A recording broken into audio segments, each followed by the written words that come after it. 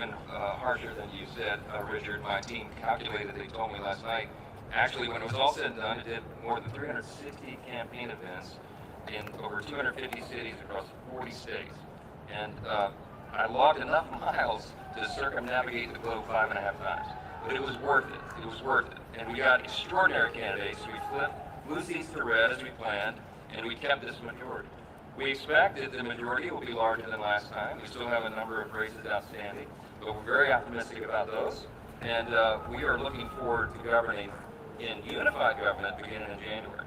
It's true that on Tuesday, voters rejected what they really felt was the misery of the last 4 years. We're moving on and we're turning the page, and this is something that the American people desperately need and deserve.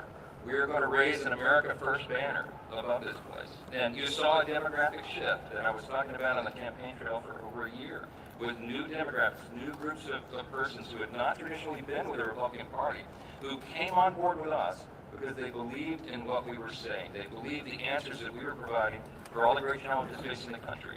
And we made them a commitment to do that. And we will. And as the new members return now, we lay the groundwork for the next Congress, and we usher in this new day in America. Republicans in the House and Senate have a mandate, it's true. It was a decisive win across the nation.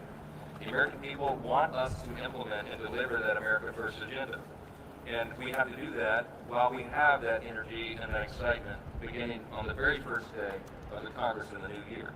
It's clear the American people do want secure borders. They want to prevent terrorists and criminals from entering the country. These things are common sense. They want and deserve lower costs for groceries and gasoline. They want us to project strength on the world stage again and not the weakness that we have projected for the last 4 years. They want an end to the wokeness and the radical gender ideology and a return to common sense in our children's classrooms and corporate boardrooms and government agencies. We're going to ensure all this is true. This leadership will hit the ground running to deliver President Trump's agenda in the 119th Congress, and we will work closely with him and his administration to turn this country around and unleash, as he says, a new golden age in America. That's not a campaign slogan. We believe that that is true. We believe in our hearts that America's best days are ahead of us. And we're excited to deliver upon that promise. The only way we're able to work quickly is because we have unified control of the Congress, both chambers now in the White House beginning January. And I want to congratulate all our Republican incumbents who worked so hard to ensure their re-elections and our new members who helped us to keep this House majority. Especially a couple of new members that flipped districts from red to blue. People like Tom Barrett and Ryan McKenzie, Rob Bresnahan, Tim Moore, Addison McDowell, Brad Knott, Dave Evans, from different states around the country who worked really hard to ensure that we could have Republicans return to those seats. And we have an amazing group of freshman members who are going to join our conference, the Patriots who are already here and who are ready to implement this agenda on day one. Now, as we sit here this morning, we're still watching a number of races. We have races still pending in Alaska, Arizona, California, Maine, Ohio, and Oregon. And we're going to ensure that every single legal vote is counted in those races. So while we're completing the work of this Congress, we're shifting gears and preparing for the next Congress. We're also still in campaign mode in some sense and awaiting the final outcome of these races.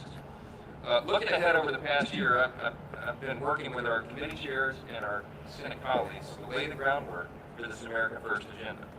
It will grow our economy and reduce inflation. It will secure our borders. We will restore America's energy dominance once again. We'll implement educational freedom, and we will drain the swamp. And that's just the beginning of the agenda.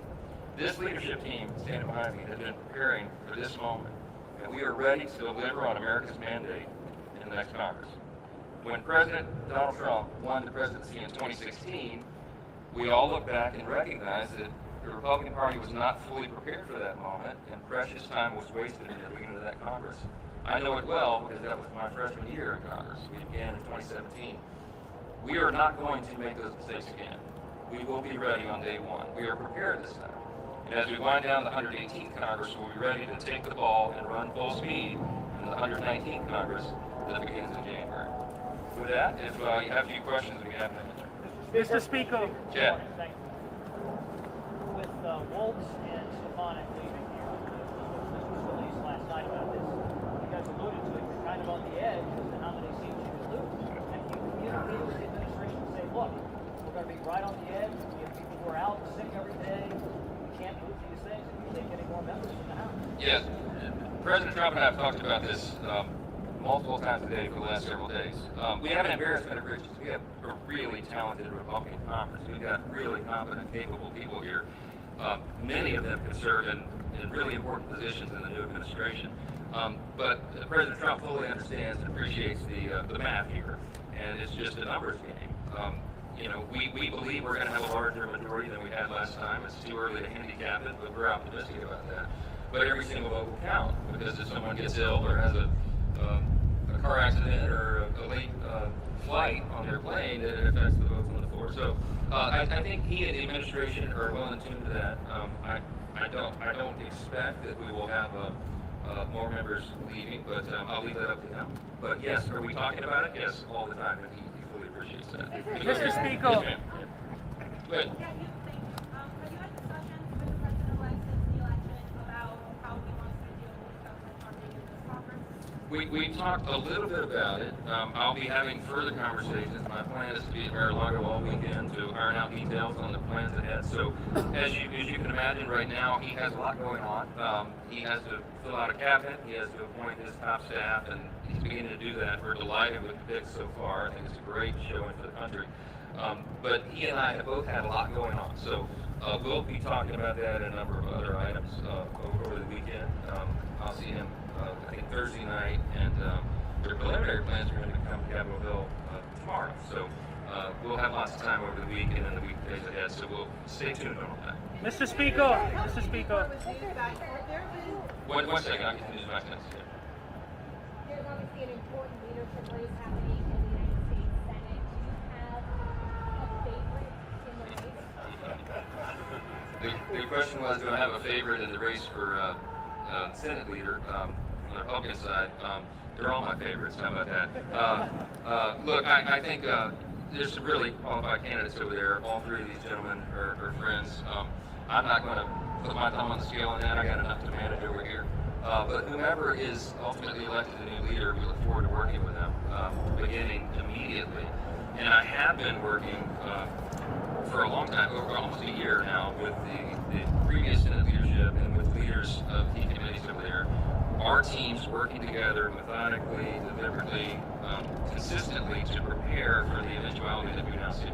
We really believed it wasn't just, oh, they were making fun of the speaker, oh, his sunny optimism, he thinks he's going to win. I really believed from day one, I believed it in my heart that we would win the unified government. I knew that the people were disgusted really with the direction of the country. I was feeling it as I was going out traveling around the country. I mean, I went coast to coast, north, south, east, west. That energy was out there. I don't think the polling was fully measuring that. And I was gauging that off my own observation everywhere I went in the country. So this was not a surprise to us, and we've been prepared for it, and we look forward to whomever's elected leader to go forward. Mr. Speaker. Mr. Speaker, have there been discussions about the use of reconciliation to push forward the forthcoming budget bills? Yes, we have been talking for almost a year about the use of budget reconciliation as a method to achieving some of the desired ends. We have to fix everything. I told President Trump many times, and we've all discussed, we believe we could be the most consequential Congress in the modern era, and he the most consequential president, because we quite literally have to fix almost every metric of public policy. Everything is a mess, everything. So the budget reconciliation process is a very efficient means to solving a lot of that, everything related to the budget, spending, and all the rest, regulatory reform. So we have lots of very specific plans on how to do that, and the details of that will come together in the coming weeks. Mr. Speaker. Mr. Speaker, since you raised this, can you tell us a little bit more about what you expect from the president-elect visit coming here to the Hill? You know, what's on the agenda? Well, I'll say the tentative. I didn't intend to break this as news this morning, but since I said it, I invited President Trump is going to meet with President Biden at the White House, and so it was suggested. In fact, I think he said it first before I did, but that he wanted to come and visit with House Republicans. So we're working out the details of him gathering with us potentially tomorrow morning before he goes to the White House. And that would be a great meeting and a moment for all of us. There's a lot of excitement, a lot of energy here. We're really grateful for President Trump leaving it all on the field to get reelected. He quite literally did. I mean, they scheduled him almost every hour of every day for months on end. And he did that. And that's what inspired his stamina, inspired so many of our candidates and incumbents around the country to go and give more and do more and lead more on the field because he was doing it. And I think the American people appreciate that. I think that's reflected in the mandate that he was given winning the popular vote and the electoral college decisively. And we're excited about that, to celebrate that moment with him. He certainly deserved it. Mr. Speaker. Are Republicans drafting a plan to get rid of the Department of Education? Has this been discussed with the president-elect? It is something he has suggested on the campaign trail. We're not going to get into any details about any specifics with regard to reforms in specific departments yet. There's lots of ideas on the table, but we got to work together, build consensus, work in coordination with the Trump administration on the order of the reforms and how we do it. So I'm not yet ready to give you details on that, but you can stay tuned. Maybe one more. Mr. Speaker, Mr. Speaker. You were very concerned about non-citizen voting. What's your assessment of the impact that non-citizens had on this election? Well, look, the mantra and what we said at the rallies is too big to rig, and we did. But we know for a fact, it is a fact, that non-citizens voted in some places around the country because they were signing up to vote and they were defying federal law, but the states were not enforcing the requirement that there be proof of citizenship before they sign up. So I am grateful to tell you, and I said this on the campaign trail for a year, that I had confidence that because of the chaos that was related to the 2020 election, most of the states got busy. To their credit, the legislatures in the states got busy and passed legislation to shore up their systems in states around the country. I mean, there were hundreds of pieces of legislation that were passed and duly enacted, signed into law by the governors that shored up those systems and made sure they would be more secure.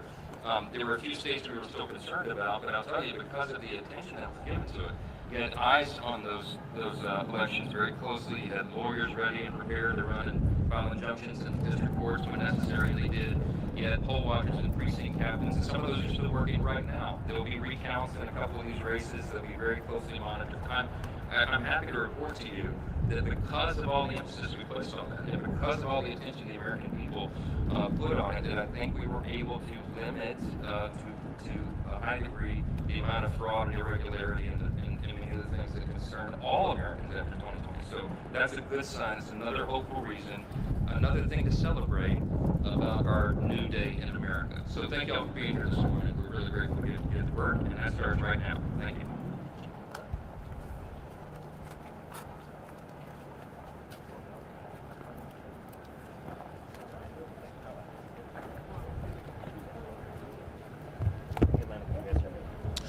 All right, there you go. Morning, everybody. Republican House Speaker Johnson leadership with a little press conference there. Can you guys hear me?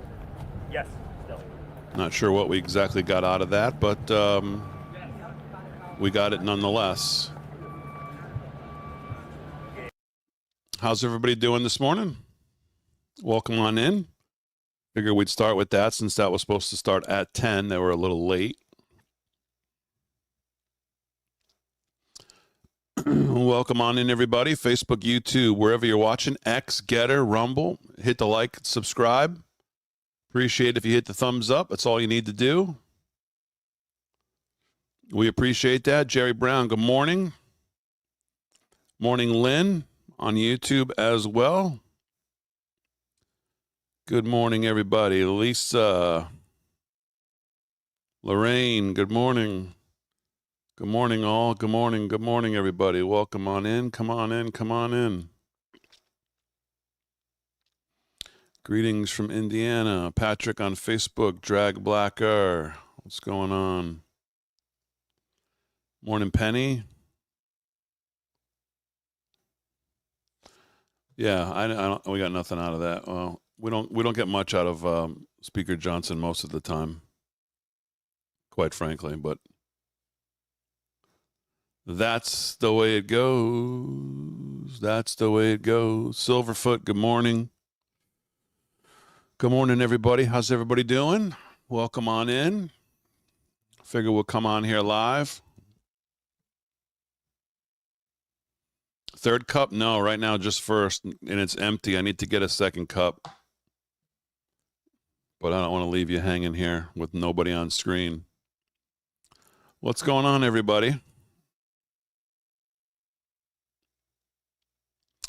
So the big news of this morning, and again, none of this is, I guess none of this is, well, I say none of it's confirmed, but, you know, when John Solomon, let me go over here, he was on with the morning show. When Solomon confirms where we're at, I tend to believe it. We'll get to this clip here in a second. But the big news this morning is at least a word. Kind of interesting, just thinking about the minutia of all the behind the scenes stuff, which is obviously always, you want to be a fly on the wall and how all this stuff works. So tell me a little bit about South Dakota Governor. No. All right. Hold on. I'll play this in a second. I don't know why it's auto playing, but let me put it up.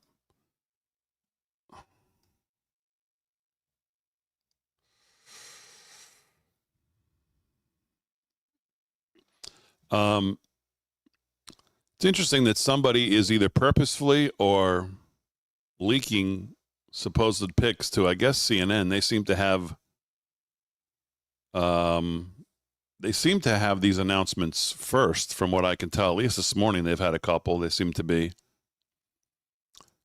But the Kristi Noem one at DHS that's the top law. Isn't that the top law enforcement agency in the country, law enforcement background? I mean, other than the jokes I see about, well, we know how she knows how to use a gun, ha ha ha. That's an interesting one. I'm interested in what people think about Kristi Noem for DHS, if that in fact is true. That is certainly not, I mean, you said make a list of people at DHS.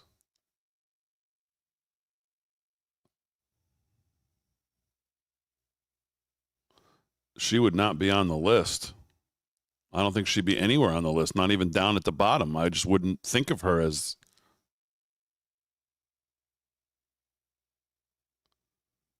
I just wouldn't even think of her in that role. Like, what about her background would make us believe, or what are they seeing to say she would be good at the Department of Homeland Security?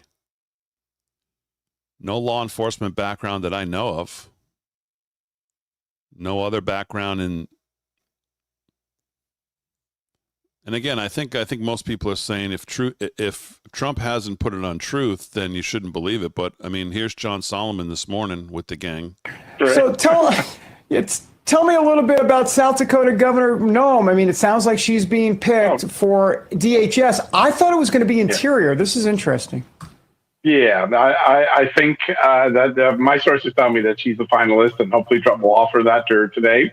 I have confirmed that Marco Rubio will be offered the job of Secretary of State today, and that could become official in a few hours.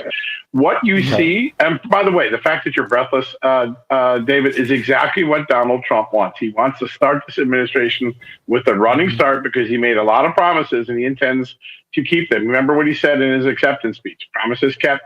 Promises made, promises kept will be our motto. What he has assembled thus far is a group of people who get things done, who don't wait, who don't look for excuses, who don't work the book circuit or the social scene in D.C., but rather get in their offices, roll up their sleeves, and get work done. And I think this get it done, no nonsense approach will be filled out throughout the entire cabinet. And let's just take Kristi Noem for a second, because she's, I think, a typical example of why Trump thinks that she's perfect for the cabinet. There was an early trend in the Biden administration where China started to spy on military bases, and the administration looked inept. The government wasn't really responding. What did Kristi Noem do? She enacted a ban and took away the main tool that China was using. They were buying farmland near these military bases, and that was used then to spy on the community or to spy on the base. Kristi Noem went to the legislature and said, we don't have to wait for the United States government. Let's get it done here. Let's ban China from buying foreign farmland without the governor and the legislature's permission. And that is the sort of approach that the Trump gets in all of these people. Lee Zeldin, Tom Homan, these are get it done, no nonsense guys. They're not looking for the limelight. They're looking for the finish line. There you go. There's John's take on the Kristi Noem thing. Yeah, I don't know. I still don't know that I actually get. I don't know that I get her pick there. I mean, people will remember back on her. And again, I guess the thing, it's interesting because the things that you point to when, as her as a governor that you think, what the hell was she doing?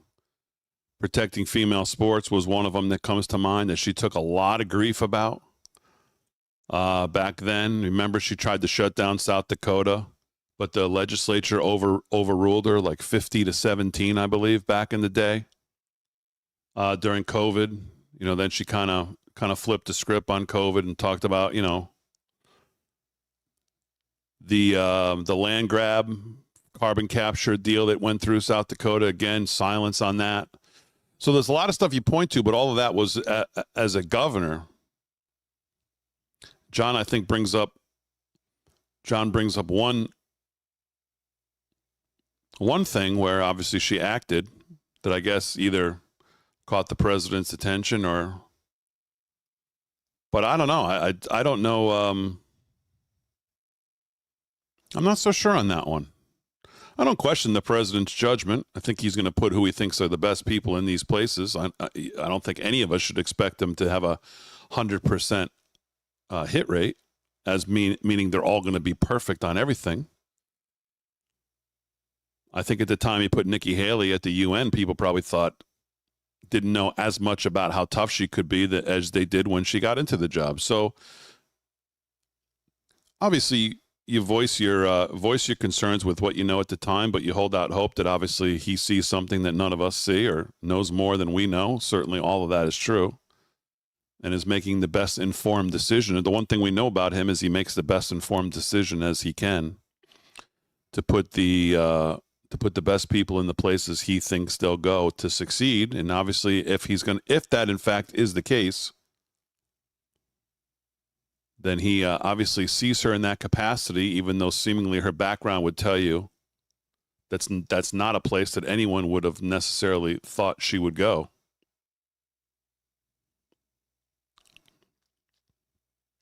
But we'll see. I think the overall thing I've heard this morning when people talk about Trump's picks, what do you see from Trump's picks so far, is I think the word that most people would use is loyalty. And I think that's what we're seeing more than maybe anything else, is the president putting a high price on making sure that they can hit the ground running. People who are familiar with him, people who he's familiar with, people who he believes in will hit the ground running, that there's no wasted time. So you're seeing people who he's held close to the vest, that he's watched over the last 4 years while he's been on the sidelines, and making the best decisions I think he can at this point to put people in. I mean, I don't think you can really argue with most of what we've seen so far. From Susie Wiles on down, Tom Homan, Stephen Miller, Lee Zeldin. I mean, a real first-class A-team, obviously, everywhere. I think the Nome one is a little surprising. Again, just given that there's seemingly no background experience for what she's going to have to do there. And there's a lot of pushback to her this morning. I mean, it's not, you know, I mean, for me, it was just kind of like, oh, huh? Really? Geez, I wouldn't see that. There's a lot stronger pushback than what I had. I mean, I'm willing to give the president the benefit of the doubt that clearly he sees more than what we see on just the surface of thinking about the position and then thinking about the person and thinking, well, how does she fit with that? She has no background in that, seemingly. But clearly the president sees something else. But there are people this morning online. Sean Davis over at the Federalist comes to mind, or the couple things I've seen from him.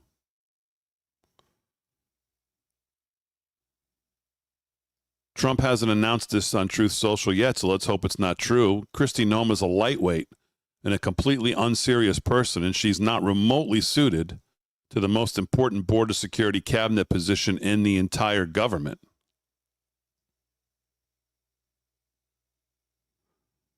That's just one of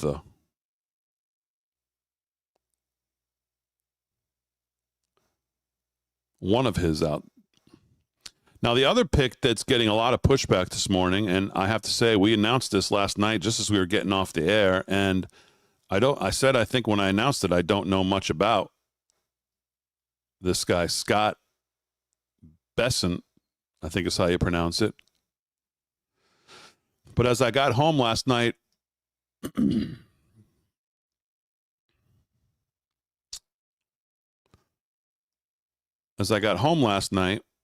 from the show, I was reminded of this article. And this was my starting place to try to figure out who Scott Bessent is, if in fact he is going to be the Treasury Secretary nominee.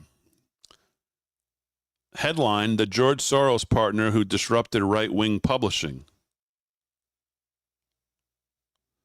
All Seasons Press, founded by billionaire investor Scott Bessent, has a funny habit of signing big-name MAGA authors to book contracts, then suing them.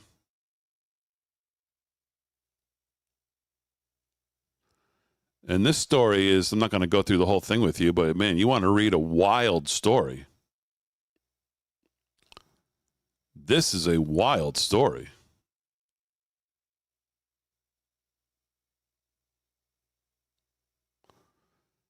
So there's a lot of pushback. Again, I don't think the president has made this official with this guy, but this is the name that's been thrown out there. But just to give you a little bit more,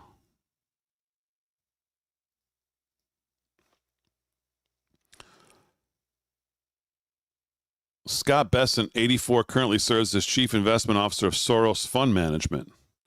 George Soros recruited him as CIO in 2011.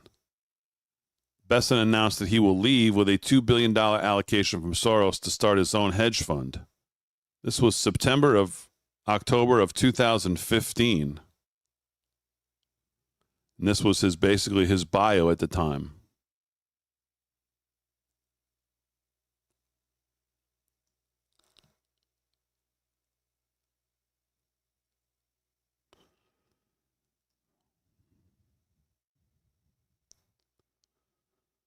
And again, I believe this is the same tablet story.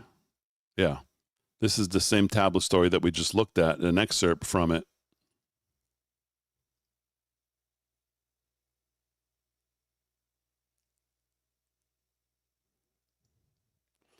So there's some big questions about Scott Bessent as well as Kristi Noem, obviously. If you haven't seen this on our X, you should go look at it. I mean, these people are literally insane. Literally insane. So a lot of questions on those too. I'll wait for President Trump to make these official, obviously, especially with somebody like the Scott Bessent guy at Treasury. But you'd have to wonder. Any reads this morning, Damon? No reads. Thank you. Thanks for asking. It's hard to figure how you could settle on even if he's currently, says he's a changed man, how you could end up with a Soros guy. Raheem Kassam this morning, I hear Megyn Kelly turned down press secretary.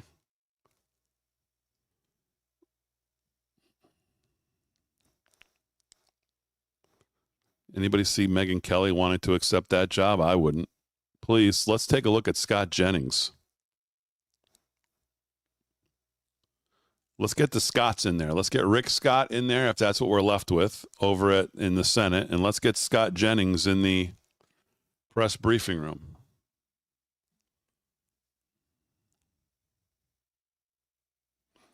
Megyn Kelly, I think not.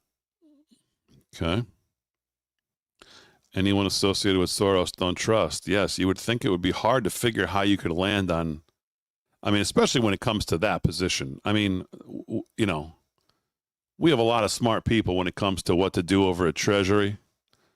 No one knows that better than Donald Trump. He's friends with every player on the Wall Street scene, family offices, investment firms, hedge funds.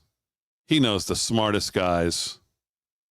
He knows the guys that can look at what's going on in this country with spending and debt, deficits, treasury, balance sheets. I mean, he knows the best of the best. How he would land on that guy if supposedly that's. I guess my only fear, not knowing behind the scenes what's going on, is I think about how we landed with Christopher Wray at the FBI. And I hope we're not taking on a similar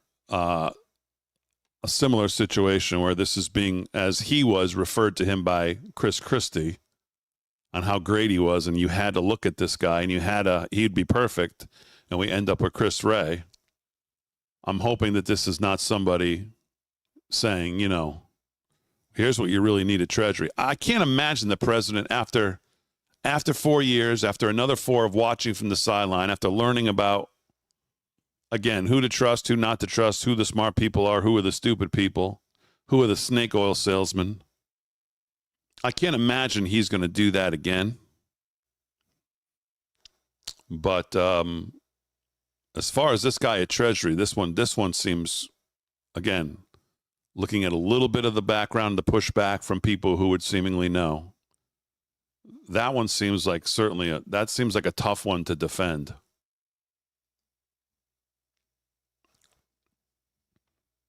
The View went hardcore Well, MAGA. I think that the weaponizing of immigrants or equating immigrants to criminals was feeding off people's fears because the statistics don't support that. But there is a problem at the border, and there's been a problem for decades and decades, and every administration has come through here, and no one has fixed it.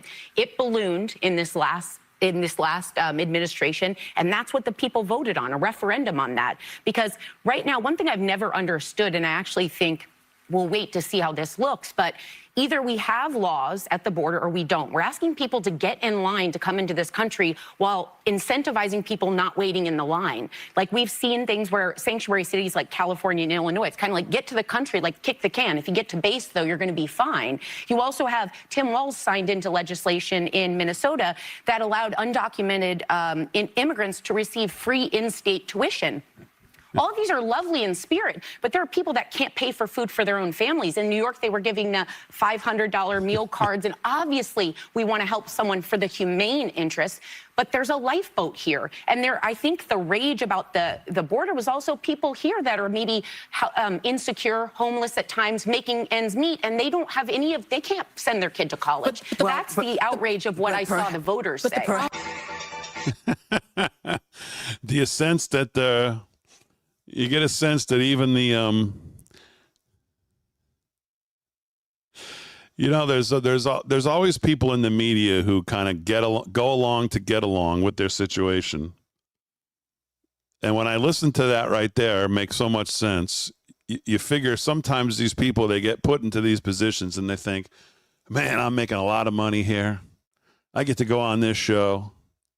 I'm just going to play along with what I think the audience wants to hear. Even if it's not, I have no courage of my convictions whatsoever. And then you get to a point where you get so beaten down and you realize that you're on the crazy train to nowhere with a bunch of lunatics that you start to get reflection moments like that from people who all of a sudden the truth shall set you free. And I wouldn't be surprised to see more of it in the media. I wouldn't be surprised to see more of it myself. Because up until the election, you would never have heard that. And I don't know her name, but I've seen enough of her diatribes to know that that's not exactly that's not a typical rant for her.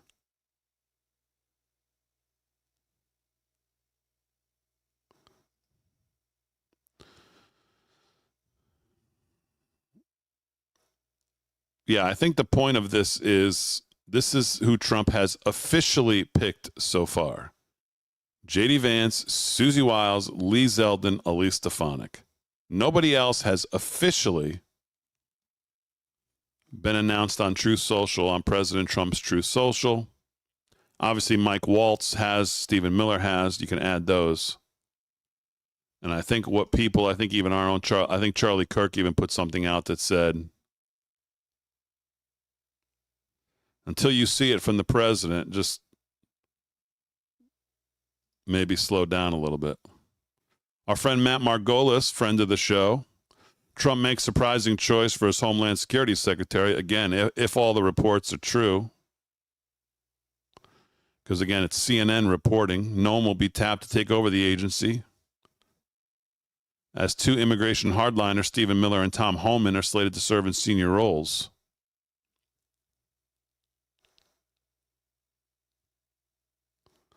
CNN then lamented that by selecting Noam, Trump is ensuring a loyalist will head an agency he prioritizes, and that is key to his domestic agenda. Well, yes, it is.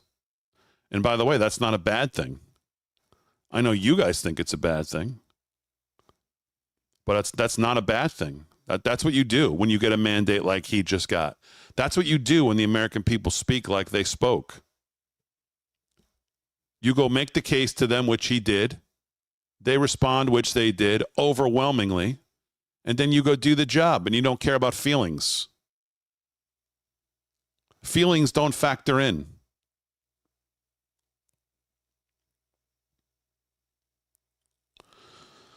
CNN went on to highlight the immense amount of turmoil within the Department of Homeland Security during Trump's previous term. At that time, DHS cycled through 5 different leaders, with only 2 confirmed by the Senate. The agency, which oversees a $60 billion budget, employs hundreds of thousands, was portrayed as struggling with instability during Trump's tenure. Noam, once a rising star in the Republican Party, considered a potential running mate for Trump, faced a wave of backlash following the release of her memoir, No Going Back, The Truth on What's Wrong with Politics and How We Move Forward. In the book, she recounted an incident where she killed her dog. We all know that. In the memoir, Noam described taking the dog. Okay, we know the dog story.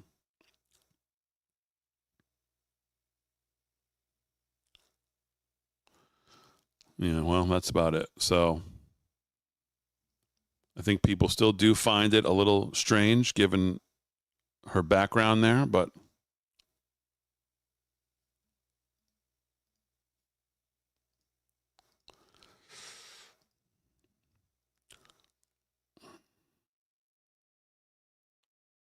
let's jump over and see Mike Davis is on right now.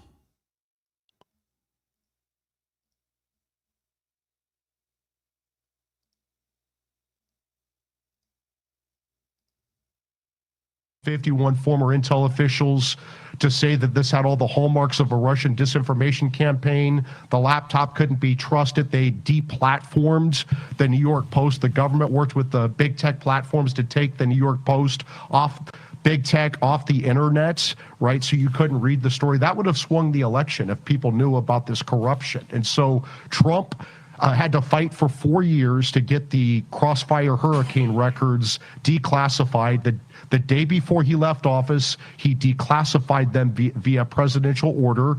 Then they ran to Mark Meadows, the White House chief of staff from the intel agencies and law enforcement, and said, you can't release these. You'll violate the Privacy Act. That is a crime if you do that. So Mark Meadows, the day they left office, January 20th, 2021, the day they left office, Mark Meadows sent a memo saying, okay, do your Privacy Act review and then get out these Crossfire hurricane records. Well, guess what? They didn't do that. Instead, they raided Trump for Crossfire hurricane. They raided him, and then they indicted him for espionage for having his presidential records, which he's allowed to have. Remember, they put the cover sheets for the classified documents, they staged them to take a photo of staged evidence to put out to try to hurt Trump politically. Unfortunately, Jack Smith drew Judge Cannon and Jay Bratt drew Judge Cannon, so they knew that Cannon was going to be a fair judge, and so they did this unprecedented second indictment of the same defendant in a different venue in D.C. for January 6th, and then they worked with these other prosecutors, Fannie Willis and her boyfriend, Nathan Wade, Tish James up in New York, Alvin Bragg and Matthew Colangelo from the Biden Justice Department. They ran this lawfare because they tried to destroy Trump financially, politically, legally. They wanted Trump to die in prison instead of going back into the White House to declassify Crossfire Hurricane. And when it looked like that wasn't going to stop him, they underfunded his Secret Service protection, and Joe Biden said he's the gravest threat to our democracy and put a bullseye in his head. So you tell me, you tell me what President Trump should do on day one. I think he should publicly release Crossfire Hurricane on day one so the American people can see the biggest scandal in American history. Law enforcement and intel agencies working with a presidential campaign to take out a rival and then take out the president of the United States. Mike, real quickly, Article 3's got a special page up. You're all in today in the work project. All right, there you go. A little bit of what's going on over there. I think Daniel Horowitz has a really important piece out today about Trump must take action against untouchable bureaucrats. And of course, the issue here is this is somewhat based around Jerome Powell. When he cut rates another 25 basis points last week, was asked about, after the Trump victory, if Trump decided that you had to go, would you go? And he said no. And there's been some discussion about whether Trump could fire him or not. And this will extend to more than just obviously Jerome Powell. When you think about the unelected bureaucrats that load up this bloated, iron-fisted, top-down government that continues to just seemingly get bigger and bigger and bigger. Horowitz has this piece out today. And again, the president has the constitutional authority to fire anyone from the executive branch, including independent agencies, which, of course, Jerome Powell would fit under. How big are the numbers, you ask? An estimated 2.2 million civilian federal workers serve at the pleasure of the president, despite only 4,000 being designated as political appointees. Think about those numbers. 2.2 million federal workers, only 4,000 being designated as political appointees. Trump's first priority as he prepares to retake office must be to establish that he can fire any one of them. Whether they hold political appointments, Senate-confirmed positions, or civil service roles, all federal employees are subject to the president's authority to terminate their employment. This includes workers in any department or so-called independent agency. If a congressional statute conflicts with his authority to fire someone, that statute is unconstitutional and must yield to the president's plenary firing authority.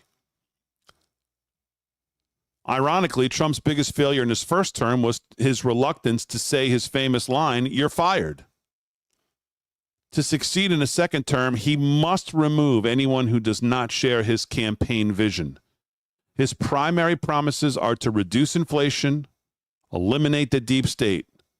Federal Chairman Jerome Powell is already challenging both promises, presenting Trump with an early test of his resolve. And we all heard the Political reporter asked Powell, would you go? He said no. When pressed on is legally required to resign, he said no. He said there's no legal basis existing for him to fire me. Legally, Powell has no foundation to stay in his post if the president fires him, which Trump must do. While the legislature dominates in setting public policy in the federal budget, the president decides who serves in executive positions. The Senate can confirm high officers and may refuse to confirm a new appointee after the president removes someone senators support. However, the Senate cannot force the president to keep any personnel he wishes to dismiss, even if it passes a law granting tenure to that individual, as in the case of Powell, whose term doesn't expire until 2026. Supreme Court ruled 1839 that the president's power to appoint executive officials includes the power to remove them. The authority was upheld in Myers v. U.S. 1926 in a 70-page opinion by the Chief Justice, William Howard Taft. If a president can appoint anyone to head an agency with reason, Congress cannot restrict him to choosing or retaining any specific individual.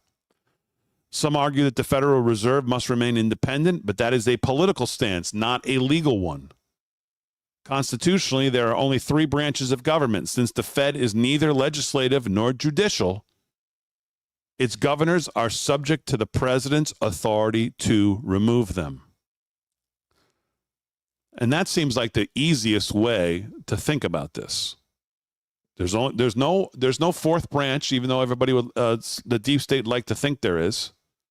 There's no fourth branch of government. The Fed clearly is not a legislative branch. It clearly is not a judicial branch. So the only place that leaves it to fall is under the purview of the president.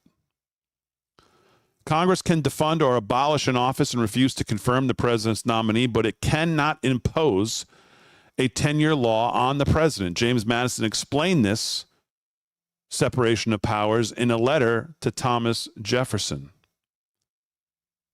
For another example, although Congress passed a law entitling the FBI director to a 10-year term, President Clinton, at the recommendation of Attorney General Janet Reno, fired FBI Director Bill Sessions in 1993 during his 6th year in office.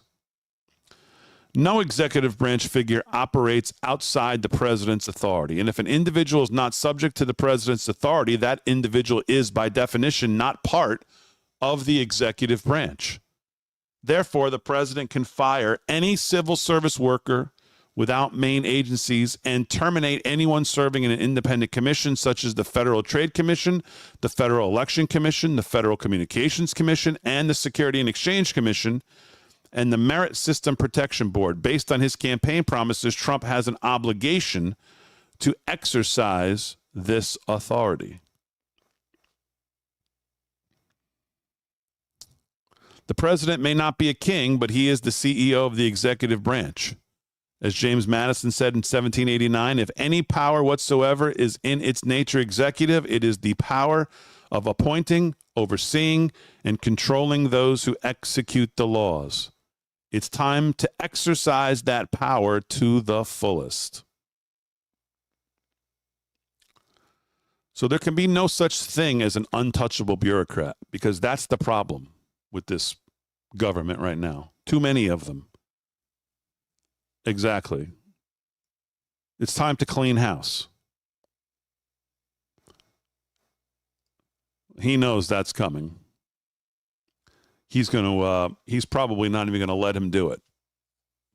He'll be on the way before it even gets to January 20th, if I had to guess. January 19th, he'll all of a sudden disappear. Have time for revenge. The revenge here, remember, I think it's Shakespeare. Vengeance is a dish best served cold. Might be Marlowe. President Trump's revenge is going to be a great second term, and that's why we have like having Scott Bessent and Peter Navarro and E.J. Antoni. To thread the needle on the economy side is not going to be easy, folks. I realize a lot of people say, oh, MAGA, we're going to do this. Hey, take a deep breath. We live in a complicated world, and the Biden regime with, I don't know, their $8, $10, $12 trillion of debt have buried us. Don't think President Trump's going to be able to wave a magic wand and it's all going to be better. President Trump is a very smart businessman. He understands capital markets.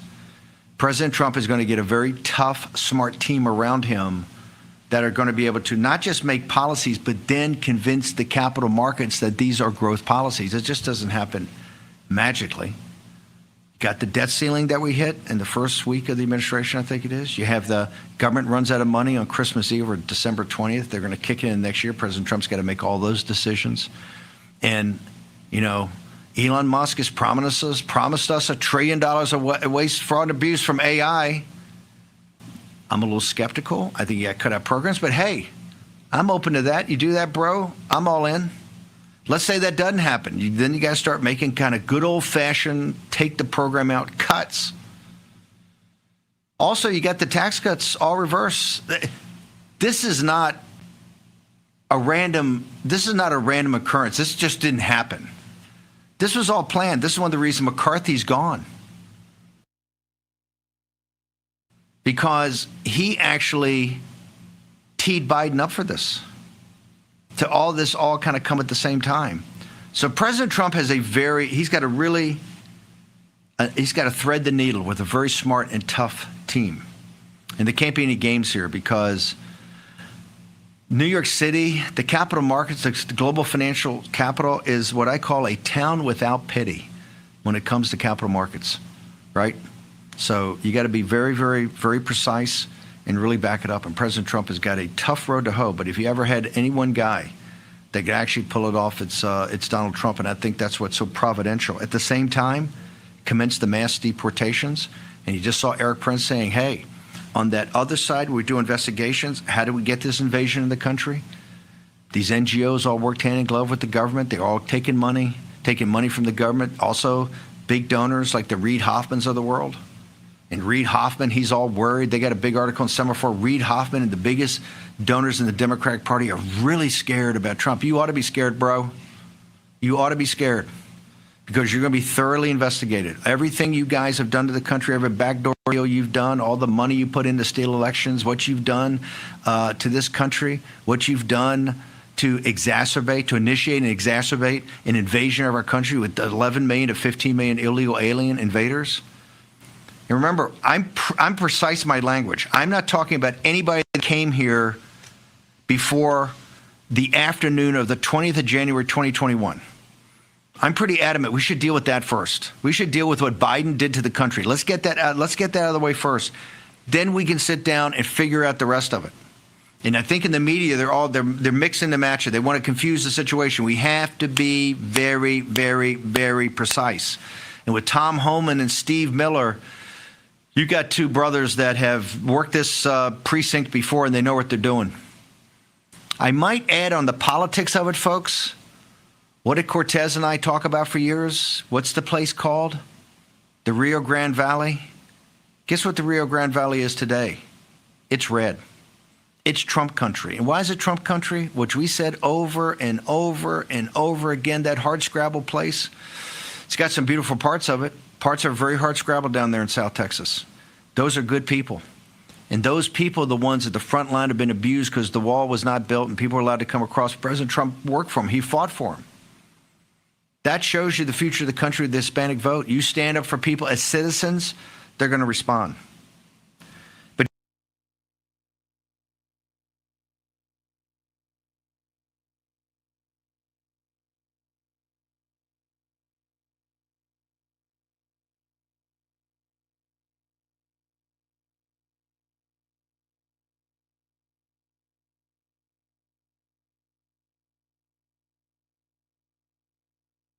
Sorry.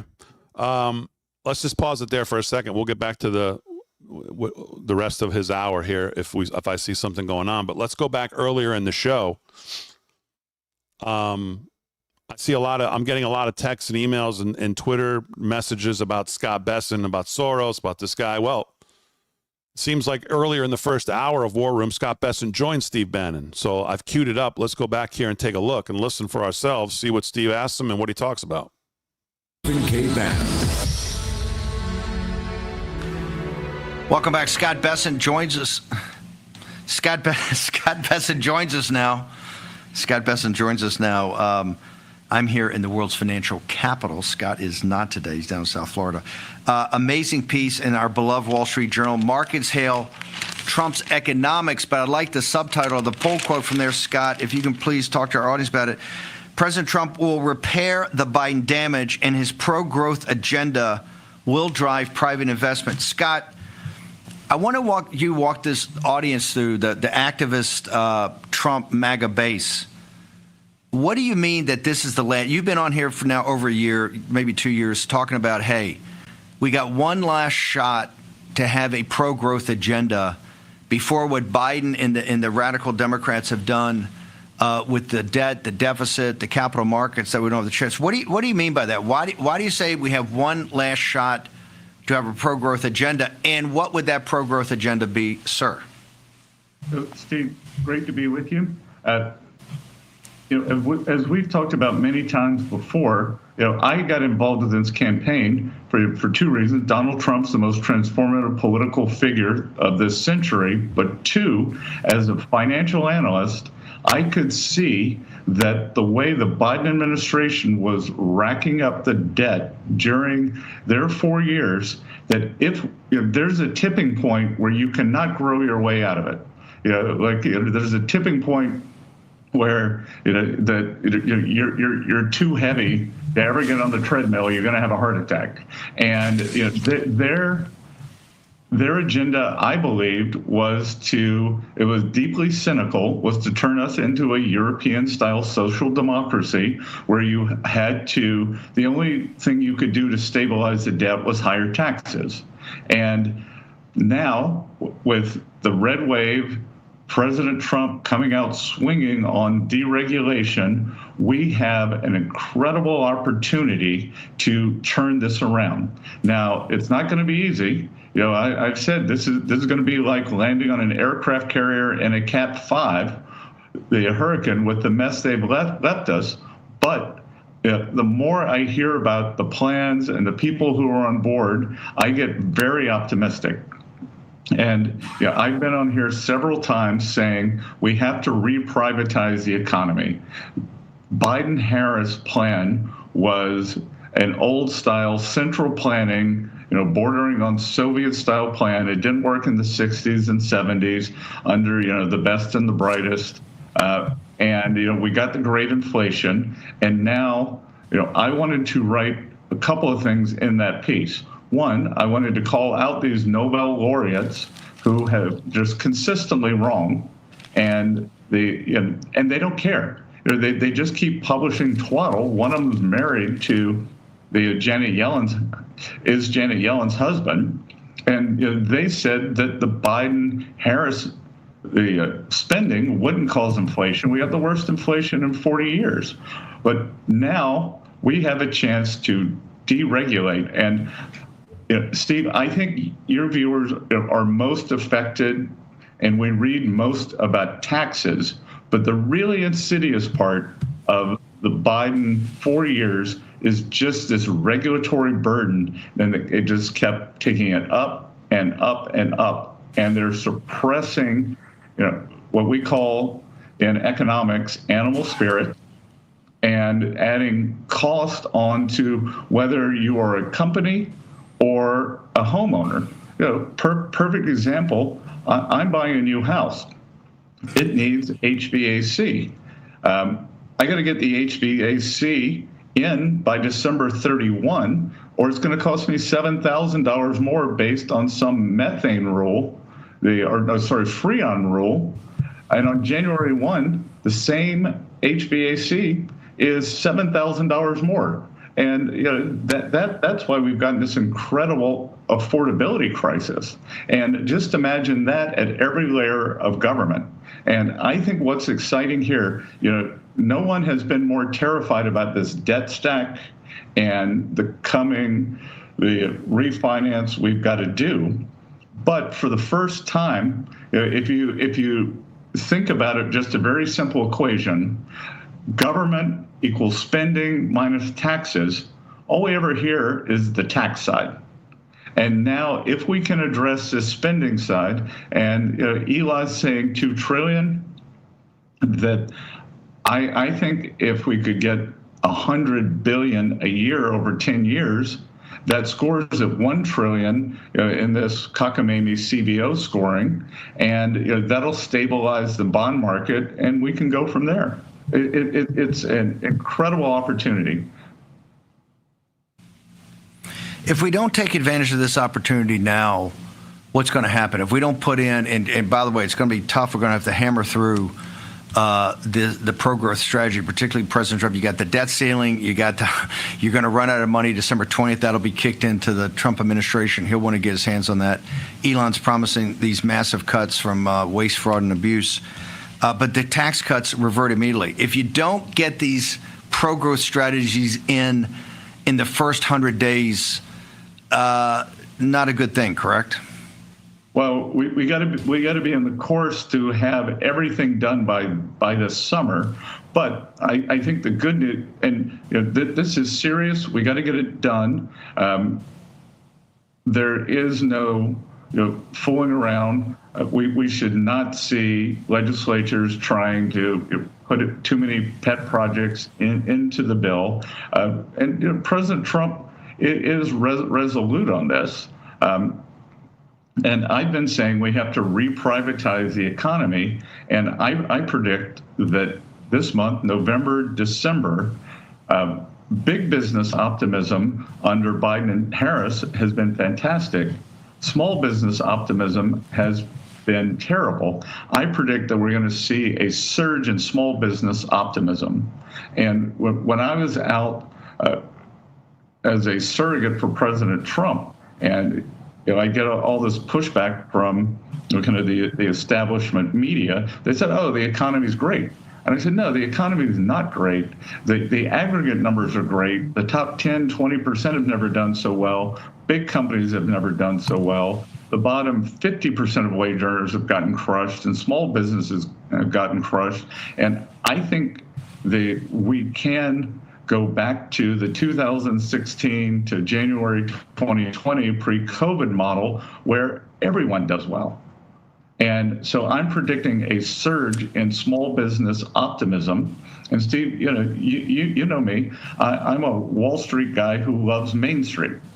And Main Street has to drive this Trump boom. It's going to be Main Street, small business, private enterprise. And, I think we could really see something powerful here. I think we need to have a big push in bank deregulation. Community banks need to be allowed to lend to their communities.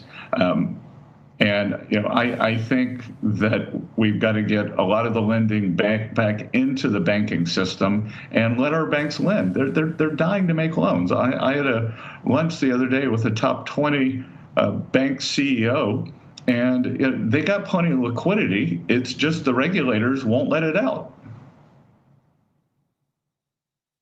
Scott, where do people go to follow you on social media? I know you're putting up all your articles, everything you're writing and supporting President Trump. Where do they go? IR@KEYSQ is the mailbox for our firm, and I will try to respond to anybody who contacts me. Scott Bessent, thank you very much for being there as an advisor to President Trump, writing this great article and laying out the thoughts of a growth strategy, because we need one. Thank you, brother. See you, Steve.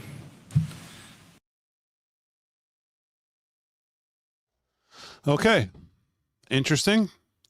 Can't argue with the guy on anything he just talked about. I mean, can't argue with him at all. If that's all I heard, if that's all I knew about this guy, I'd say this guy would be great. What's interesting is that he actually did this interview this morning. Do we think that this guy would be doing this interview if he was going to Treasury? I question that. What does everybody think about that? Hard to argue with what he just, the subject matter, obviously. Bannon, I guess he's been going on Bannon for a long time. I've only seen him in the last week or so, where I've actually noticed him. Says he's been going on there for 2 years.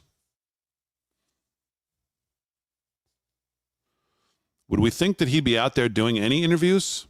I mean, Rubio's done nothing. Susie Wiles has done nothing. I don't suspect she ever will. Would we think his Treasury Secretary, if he's been informed that he's going to be the guy, would be on Bannon this morning, even with Bannon's relationship with Trump? I don't know about that. Makes me wonder. But as far as just what the guy said, if I just heard that and knew nothing else about his background or what he was doing in 2015, 16, I'd say, man, this guy makes a lot of sense.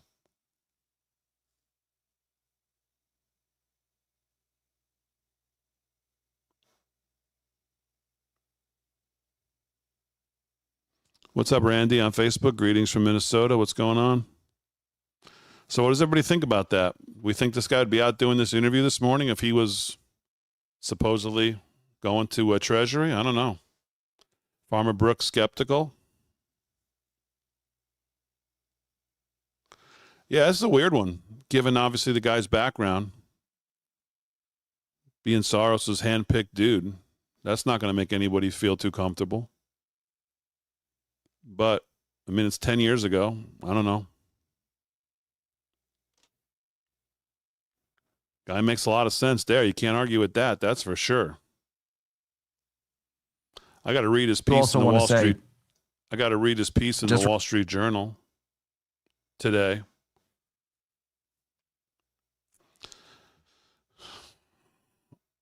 Yeah, this might, you know, Steve's own, Steve's own insight and trust level should probably be what we trust in the most, right?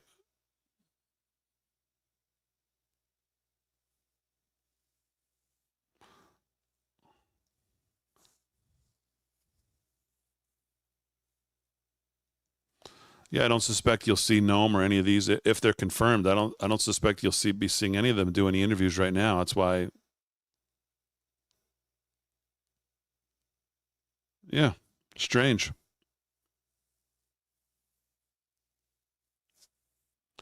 John Paulson is out of the running of being a Treasury. Is that what you're saying, Peter? I guess that's what that means. He's out as per CNBC, not going to be the guy.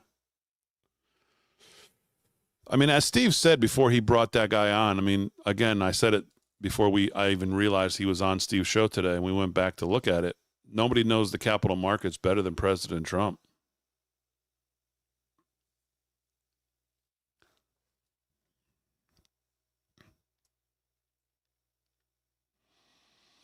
By the way, Harry on the Highway is in the room with Steve this morning. I was almost going to go myself, and I said, no, I need to be there for the people in the morning. So I'm here with you while Harry on the Highway is there with Steve.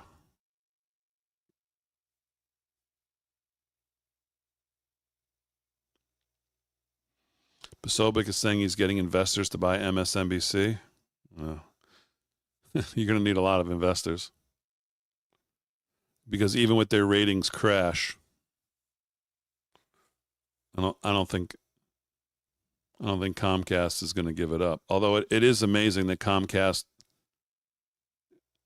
hasn't seen the light yet, that what they're doing over there is not working. Giving Joy Reid an hour a night still is unexplainable. To have such an absolute racist bigot on the airways every night, and they still seemingly see nothing wrong with it.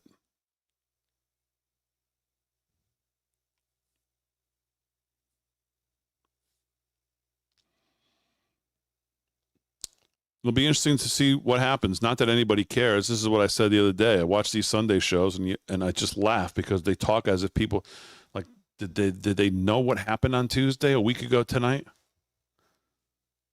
Nobody cares what you think. Nobody cares. Nobody's watching. Nobody is watching. Chris Wallace, yes. What has he got? 3 years left on his big deal there, and he's going to become Joe Rogan all of a sudden. Yeah, good luck. Like anybody would care to watch you.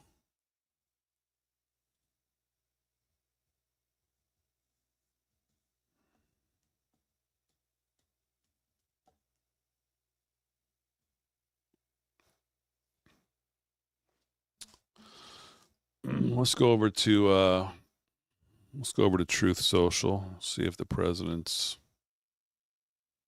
put anything out this morning.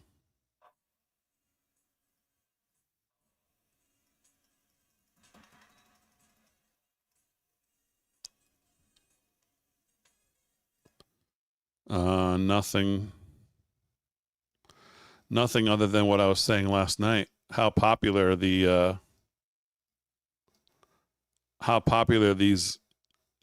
end zone celebrations have become.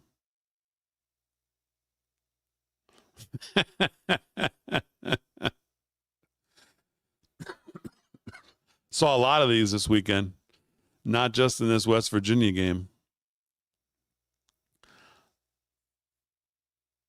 I saw a lot of them. Pretty funny.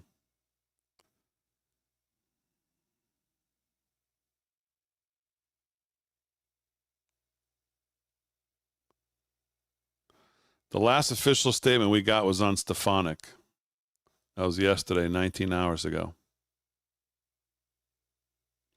Lee Zeldin and Stefanik, 2 New Yorkers yesterday.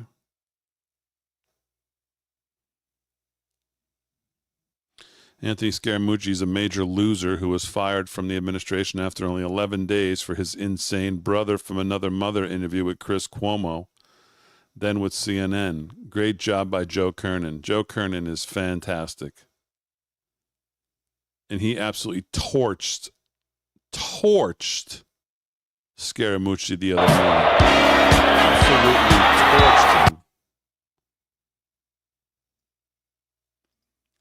Tom Homan gave an interview, by the way, to the New York Post. You should read it.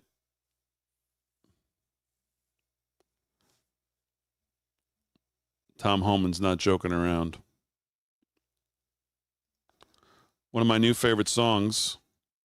Everybody they know, they gonna vote for Donald Trump, that's the way it goes. All over America, all over the USA, they voted for Donald Trump, that's what I'm trying to say. Election is over, everyone can see. Donald Trump is now the president of your country. Election is over, everyone can see. Donald Trump is now the president of your country. I want to make America great again. Woo! I want to lower the taxes. I want to bring all American business back from overseas back to the USA, baby. There we go. Ooh, yeah. Donald Trump is now the president of your country. Election is over. Everybody can see. Donald Trump is now the president of your country. Election is over. Everyone can see. Donald Trump is now the president of your country. There you go. That should maybe be the maybe be our new opening. Put these guys at the inauguration. Exactly. I love that. Book these guys at the inauguration.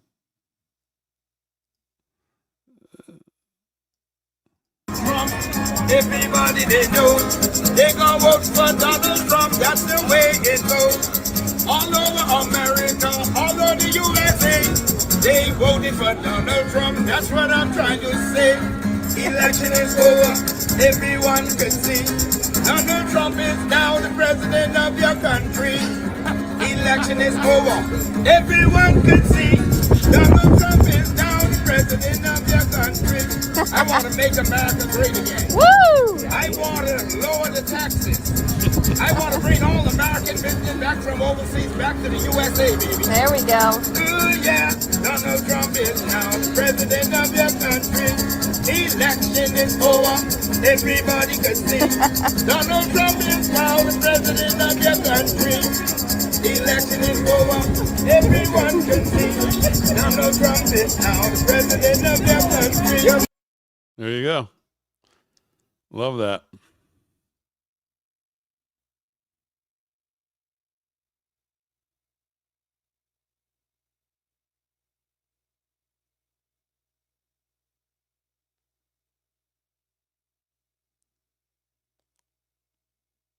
Foreign war. How do you view Hillary Clinton in terms of her foreign policy views? I see her as a neoconservative. I see her and neoconservative. I see her and Rubio as being the same person. I see Hillary Clinton and Marco Rubio being the same person, Rand Paul. Ouch. Oh, boy.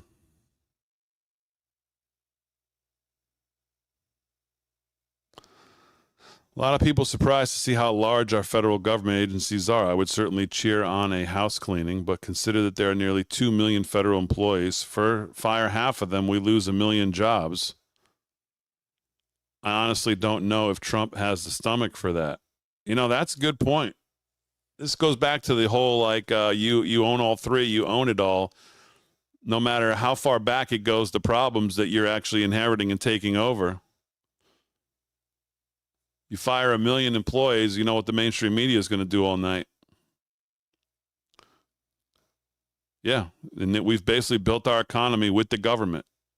They're the largest everything. They're the largest landowner. They're the largest employer. They're the largest real estate owner. They're the largest It's just so out of control.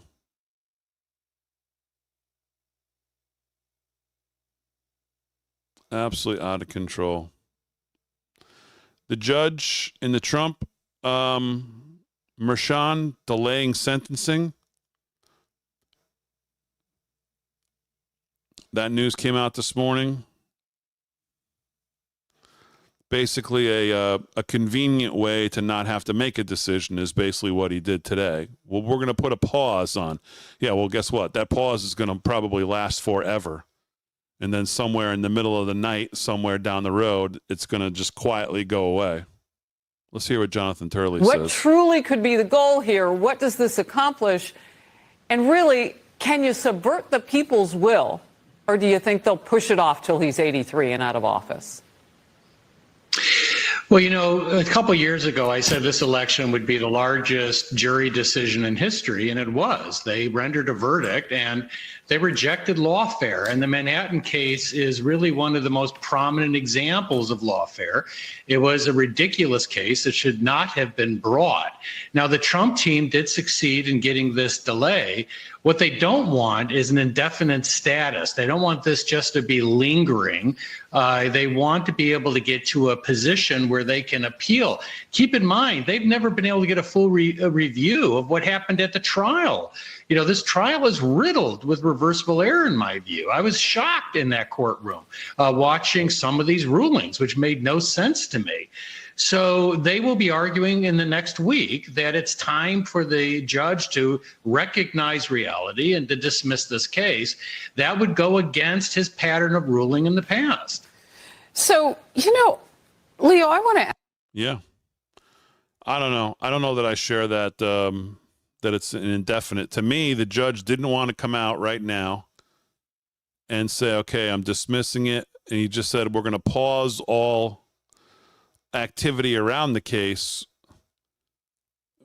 And I mean, I don't know. I just feel like that pause is going to be indefinite. And then eventually somewhere in the middle of the night somewhere, it's going to just all of a sudden disappear. But I don't know. Maybe I'm wrong about that. And they're hoping to push it. What are they hoping to push it off 4 years? Because as soon as Trump gets in, he's going to get a bunch of constitutional experts around him to really think about the pardon issue on the state level. And even though everybody jumps to, well, he can't pardon himself for state, there have been some who have argued against that. Mark Levin, for one, I believe, said that that's not as clear cut as people seem to think it is. So, you know, I certainly everybody knows more about it than I do, but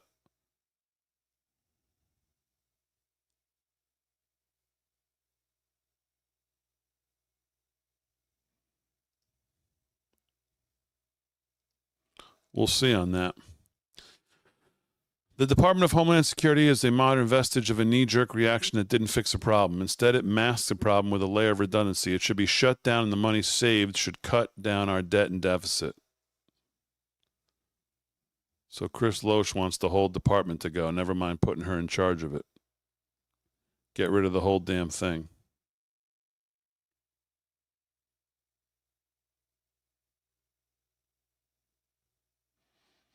You guys watch Patrick Bet David? I really like him. I think he does a good job. I like his show. I like the guys on his show. He's got a good mix of guys, good mix of opinions, got obviously great guests. I like the way they do that show.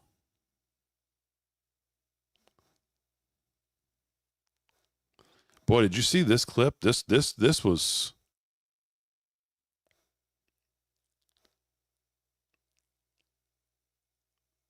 this is an interesting. Let's play this clip. Top Democrats still trying to process Vice President Harris' stunning loss.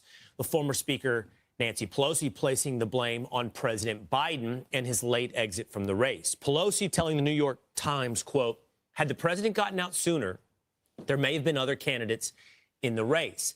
The anticipation was that if the president were to step aside, that there would be an open primary. Our next guest has recently been vocal about missteps made in the Harris campaign. Go hit the sauce, Nance. Woman's chair and Harris surrogate Lindy Lee joining us now. Lindy, we appreciate you being here. This is sort of an after analysis here of what happened with the campaign. But first, talk to me about what's going on. You see here Nancy Pelosi making the case to sort of blame Joe Biden, but it's a backhanded compliment because she's blaming Joe Biden for allowing Kamala Harris to be the nominee.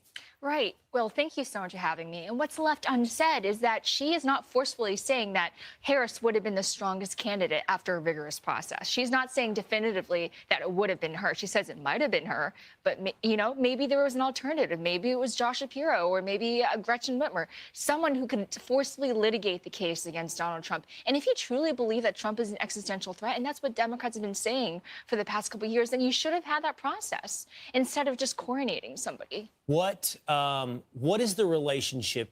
What has been the relationship throughout the campaign, and what do you think the relationship is today between Biden world and Kamala Harris world? Well, I have friends, I mean, in both worlds, and let me tell you, the relationship was terrible even before the campaign. There was backstabbing. They wanted to hand her the most, you know, least favorable agenda. You know, the legislative priorities. She was stuck with immigration, civil rights, like none of that went Before she anywhere. was even a candidate, exactly. you're saying, And as vice president. there was a lot of backstabbing we saw in the press. People were leaking stuff all the time. The White House was leaking like a sieve when it came to Kamala Harris. And finally, in the final Oh, by the year, way, she this was able so hard to stabilize see and figure out. Stop the bleeding of her staff because there was a lot of turnover as well. And we saw the press reports about Raise that. your hand if And you're things have surprised by finally any of started to this. Calm down. And I actually think President Biden, you know, the whole endorsing her 30 minutes after he dropped out, I think that was a big FU to the party. You know, you don't want me, here's somebody that you may not like. But deal with it, you know? Suggesting that he's sticking the party with Kamala Kind of like Harris. sticking it to the man. Yeah, but okay, help me understand your perspective on that because you worked for Kamala Harris. I didn't. I'm a donor. You're a donor. Technically, I mean, you know, I'm not on anyone's payroll. I'm not beholden to anyone. That's why I'm here telling the truth. I'm not here to gaslight anybody. This is just the truth. And what is the truth? The truth is this is just an epic disaster. This is a $1 billion disaster. Actually, it was $1.018 billion, I think, right? There were $20 million or $18 million in debt. Right. It's incredible. And I raised millions of that. I have friends that I have to be accountable to and to explain what happened because I told them it was a margin of error race. I was promised, Jen O'Malley Dillon promised all of us that Harris would win. She even put videos out saying that Harris would win. I believed her. My donors believed her. And so they wrote massive checks. I feel like a lot of us were misled. And even on the night of election night, Will, I looked somebody in the eye and I said, are we going to do this? Are we going to pull it off? She told me yes. And I asked somebody else, like, how are you feeling? He's like, we're going to win Iowa. And I was like, what? Do you think, did they believe this going in? Was there a real sense of Oh my false God, confidence? we're going to on the win side of Iowa. Kamala Harris? Or did they know? They were And in Seltzer store told for us disaster? so. +3. You know, I was wondering about that. I was like, I asked them, are you privy to internal numbers that I am not seeing? Because I study this so carefully, and I just wasn't seeing any basis for that level of confidence.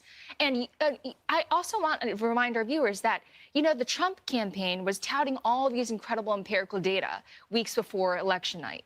What Harris is touting was the door knocking. She didn't say anything really about early voting. Now I know it's because there was nothing much to say. I asked you what the relationship was between Biden world and Kamala Harris world, and you told me it was bad. It was bad predating the campaign. Where does Obama world fit in this? You know, there's. I don't want to break the Democratic Party into these, you know, three fiefdoms because there's probably more. Nancy Pelosi is a huge power player, but Barack Obama, the Obama world, is a huge player. How do they fit in the tension or the happiness of Democrats? That's a really good question. I want to point out that they waited 3 days. Michelle and Barack Obama waited 3 days to endorse Kamala Harris. It was a silence heard around the world. And prior to Biden's endorsement that no one really anticipated, they were vetting people like Mark Kelly. Kamala Harris wasn't at the top of the ticket. So Biden's endorsement of Harris caught a lot of people off guard, even the chieftains of the party. I really think it was a big FU to everyone. I'm so sorry. It's all right. I think. Wow. I mean, she seems like a pretty smart girl. I'll tell you that. I mean, I don't know. Maybe she doesn't have the best decision making in backing Harris with her money and her donors' money, but she seems pretty smart.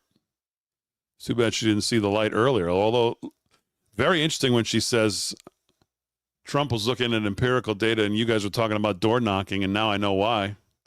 And she said, I was looking at it going, I just don't see what you're seeing. Asking people, are we going to win after raising all this money? What a total disaster.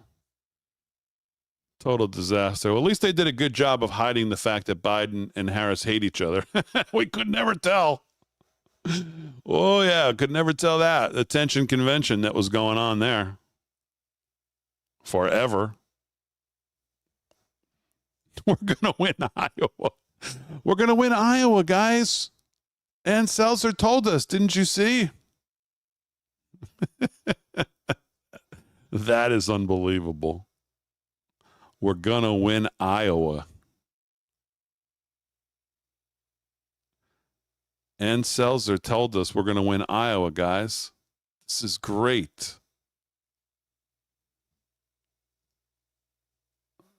Man, oh man. Talk about.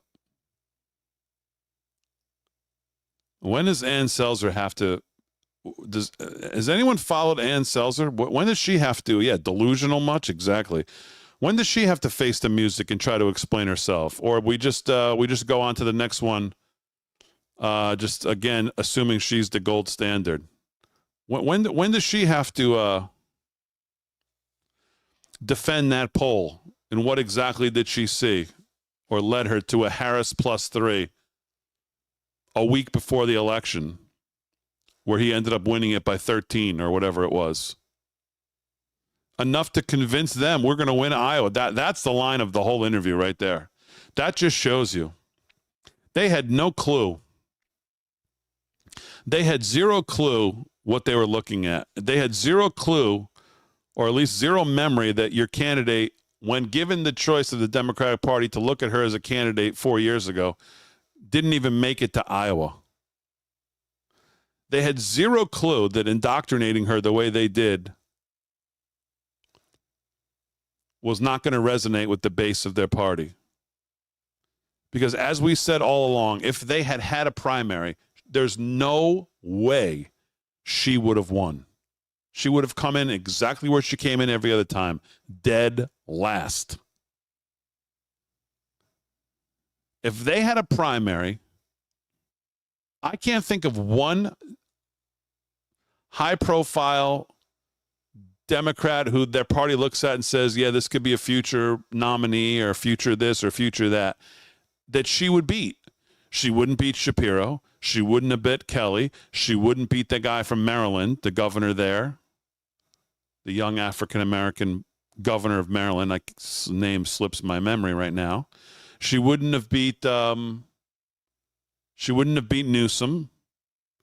even though I don't think he would have beaten the other three that I already mentioned. I think people are on to him. Who would she have beaten in an open primary for them? That nobody. She would have beaten nobody. She would have come in last again. Absolutely coming dead last. She wouldn't have made it to the. There's not one other Democrat. Wes Moore. Thank you, Peggy. Wes Moore. She would definitely not have beat Wes Moore. A ticket of Josh Shapiro and Wes Moore. By the way, she wouldn't even beat Ava Perone. She wouldn't even have beaten her. No way. Josh Shapiro and Wes Moore would have been a very tough ticket. Very tough ticket to beat.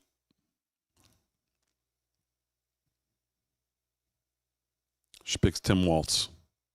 Even if she had picked Shapiro, she would have had a better chance at least to overcome all of her deficits.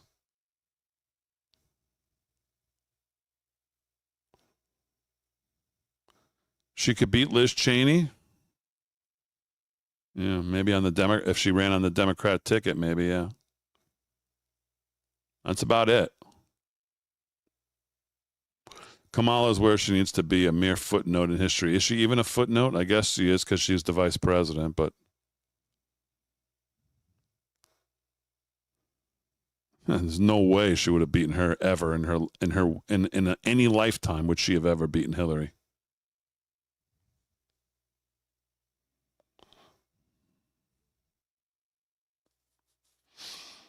Love Rickards, you want to listen in here? They ruled. They were the most powerful family in Europe for 700 years. They had a motto. They said, "Listen to everybody. Don't trust anyone and decide alone." I think that's a little extreme. You got to trust some people, but I'd be very, very careful about that. But the other thing, without disrupting the place that cash could do, you can kind of, think about it. You go to a ruin, but your guide will tell you this was 9 civilizations, and they all collapsed, and they kept building on the old civilization. That's how they do the excavation. Think of the CIA today as a kind of ruined civilization, but it's still going on. Build a new one on top of it. Maybe a small group, 50 or 100 people. Open source intelligence has completely transformed it. So, side by side with what you've got, and you can't quite make it go away. Actually, you can't make it go away. You could build something new with kind of an A team, maybe just a couple hundred people who could do really good intelligence. So there are solutions, but I wouldn't go in there with a bulldozer because you'll get run off the road. Jim, where do people go? We've got about a minute. Where do people go to get your newsletter? Okay. I don't know exactly what they were talking about there, but interesting last sentence there. Can't go in there with a bulldozer to get run off the road. Well, it hasn't been confirmed yet from Trump directly, but that's at least the word. I absolutely think the opportunity is there, yes. And by the way, getting back to the celebrities, yeah, we did talk a little bit about the celebrities and the money that went to Oprah. Didn't Oprah, someone got a camera in front of Oprah, she denied it? Well, I mean, the FEC shows the 2 payments, $500,000 to Harpo Productions. The hell's she talking about?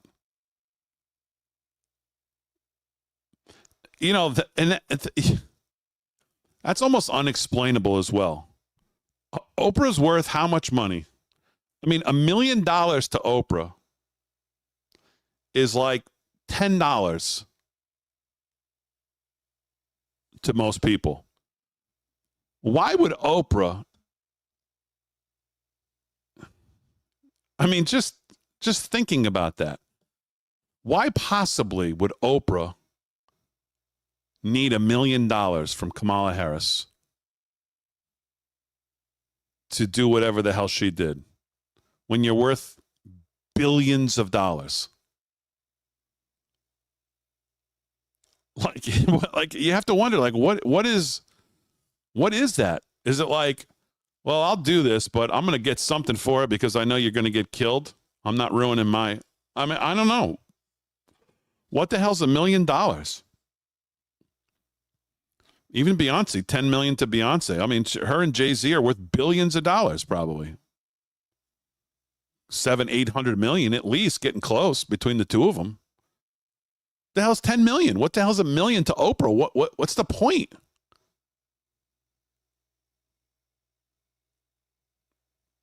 If you believe in the candidate so much, the hell you need $1 million for him when you're worth billions? And you know the FEC has to make a record of it. So strange. I mean, $5 million to $5 million to the other rapper, I can see, because I think she's kind of newer. That's probably a lot of money still to them. A lot of these artists, they don't make any money off record sales. They make no money off streaming. They have to tour to try to make any money. So I mean, $5 million that's a lot of bread, man. Especially for someone who's newer into the industry. So that one I can kind of see, whatever her name was, Megan Thee Stallion or whatever. But $1 million to Oprah, it's like, what the hell is the point of that? It's weird. Very weird. All right, folks, I think that's about it. I think we've covered, we'll see what the day brings by the time we join you tonight. I don't know if we'll have any of these confirmed from the Trump administration or the forming of the Trump administration from the president-elect himself. But it seems like we're on the lookout for Kristi Noem confirmation, and we're on the lookout for Marco Rubio official confirmation. I would believe Truth Social is where we're going to get those first. Yeah, no rallies tonight. No rallies tonight. I've gotten rid of the Twitch that when we come on the air at 8 o'clock, I can actually start talking. I don't have to say, let's go out to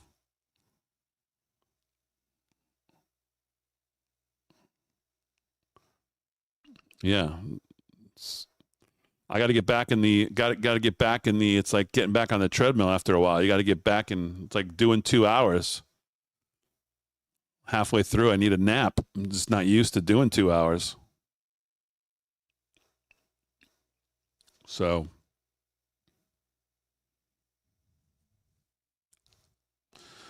all right. If anything huge happens during the day, maybe I'll jump back on if I'm around. But if not, we'll see you tonight, 8 p.m. live from Studio 6B. All of these streams, of course, are brought to you by Mike Lindell and My Pillow.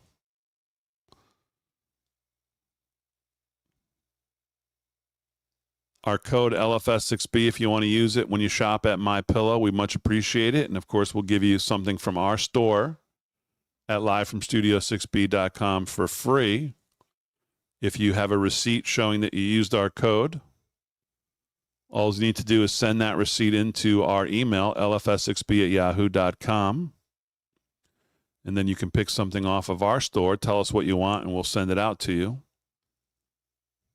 We had somebody actually go to the site, buy the shirt they want, and then somehow tried to attach the My Pillow. No, just send the receipt in to us and tell us what you want, all through email, and then we'll get it out to you, whatever you want, once you send us a receipt showing that you used LFS6B as your promo code at My Pillow. So, all right, everybody, have a great rest of your day. Thanks for joining me this morning. Make sure you hit the like, subscribe, thumbs up, whatever platform you're on. Smash the like. We appreciate it. Grow the numbers as we continue to try to grow the social media numbers. We appreciate you helping us do that. Spread the word. We always appreciate when you support Mike Lindell and use our code. And we will see you tonight, 8 p.m. live from Studio 6B on Real America's Voice. Enjoy the rest of your day, and I'll see you tonight at 8.